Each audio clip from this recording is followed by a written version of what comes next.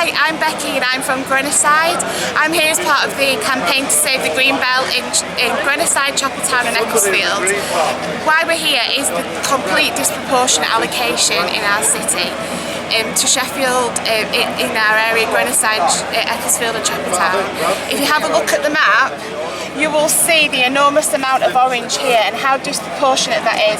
Obviously you'll see that Handsworth's greatly affected too, but look at this area, and what that will mean is that people won't be able to get appointments with their GP.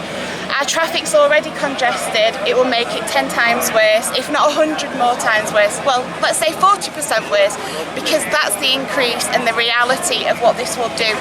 It's throwing out farmers in our area and it will have a long-lasting impact, and we need to stop it now and stop the Sheffield City Council from this corrupt plan. Hi, so what's your name and why are you here today? Hi, my name's Jo Tunstall and I'm here to protest today on behalf of the Save Our Greenbelt, Chapeltown, Ecclesfield and Greenside campaign. And can you tell me a bit about the quality of the Greenbelt that is threatened by all this new housing? Absolutely. So within S35, there are 14 parcels of Greenbelt land that have been allocated for housing and employment land. Of those 14 parcels, there's 9 of them that have been allocated within S35.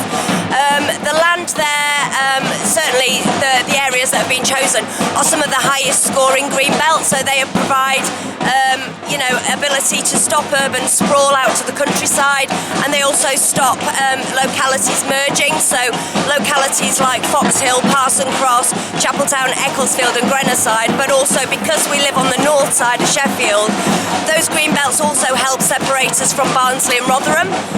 So from a scoring perspective, like I say, they are some of the highest scoring Greenbelts.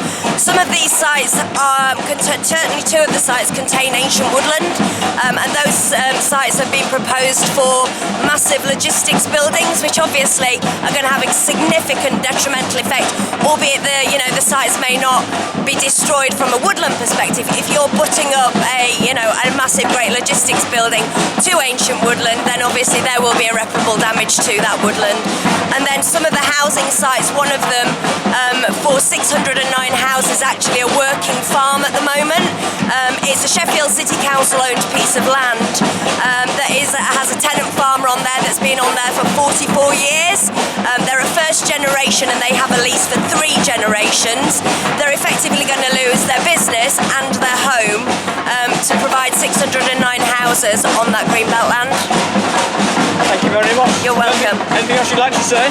No, we don't want any building on Greenbelt. There's absolutely no need for it. We have more than enough brownfield sites across Sheffield. We basically believe that the council have just done a lazy job in planning. They've tried to hit the numbers by going in areas that developers want to hit big numbers by way of housing, and it's not sustainable development. Brilliant.